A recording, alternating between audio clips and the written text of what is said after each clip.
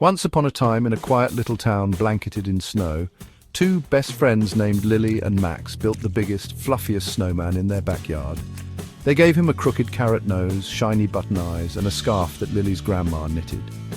"We'll call him Melty," Max giggled because the snowman looked like he was smiling.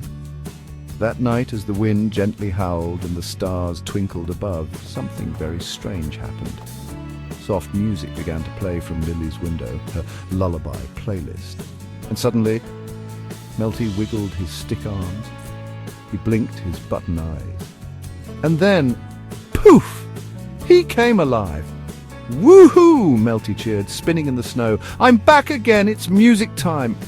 Lily and Max gasped from their window. Did he just talk? Every night it was the same. Whenever music played, a lullaby, a holiday tune, or even Max's silly harmonica, Melty would come to life and dance, giggle, and tell frosty jokes. "My favorite song," Melty said one night, twirling in the snow. "Ice, Ice Baby." He laughed so hard snowflakes puffed from his belly. But there was one rule. When the music stopped, Melty froze again, still as a statue. So every night the kids played songs just for him. Sometimes they sang, sometimes they played toy instruments. Melty danced like a pro and the backyard glowed with joy. Then one warm day the snow began to melt. "Oh no," Max whispered. "Melty!"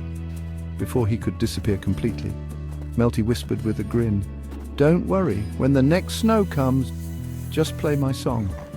And with a happy sigh, he gently melted away into the earth, leaving behind his scarf and a tiny music note made of ice. Each winter after that, Lily and Max built Melty again and played his favorite tunes, and sure enough, with every beat, their magical snowman danced once more.